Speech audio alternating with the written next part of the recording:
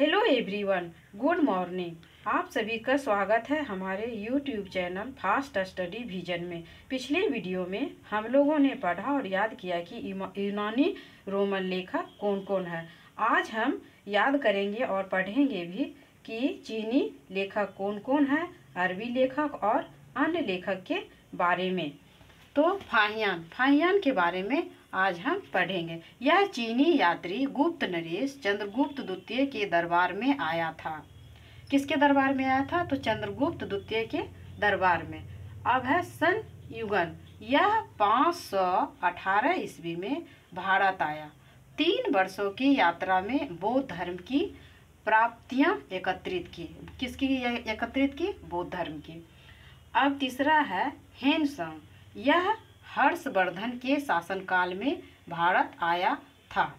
ये दोनों जो है फाहियान और हेनसंग के बारे में अक्सर जो है एग्जाम में पूछा था कि पूछा जाता है कि हेनसंग किसके शासनकाल में भारत आया। इस प्रकार से प्रश्न को पूछा जाता है।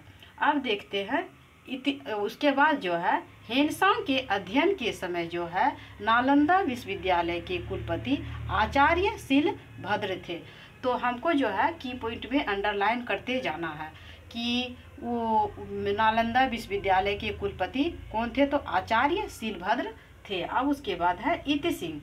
यह 7वीं शताब्दी के अंत में भारत आया। इसने अपने विवरण में नालंदा विश्वविद्यालय, विक्रमशिला विश्वविद्यालय तथा भारत का वर्णन किया।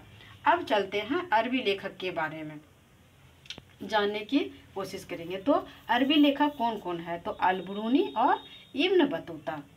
2 अरबी लेखक हैं, अल-बिरूनी और इब्न बतूता। यह महमूद गजनी के समय भारत आया था। कौन? अल-बिरूनी जो है यह महमूद गजनी के समय भारत आया था। और अरबी में लिखी गई उसकी कृति है किताब उल हिंद या तहकीक ए हिंद। और उसके बाद जो है इब्न बतूता, इसके द्वारा अरबी भाषा में लिखा गया उसका यात्रा वृत्तांत रेहला कहा जाता है। यात्रा वृत्तांत को क्या कहते हैं? उसके यात्रा वृत्तांत को रेहला कहा जाता है। उसके बाद आता है अन्य लेखक के बारे में। तो अन्य लेखक है तारानाथ और मार्को पोलो। तो तारानाथ जो है यह एक तिब्बती लेखक था। इसने कनग्यूर तथा तंग्यूर नामक ग्रंथ की रचना की। इसके जो 2 ग्रंथ थे वो कौन कौन से थे? कंग्यूर और तंग्यूर। और उसके बाद मार्को पालो ने यह 13वीं शताब्दी के अंत में पांड्य देश की यात्रा पर आया था।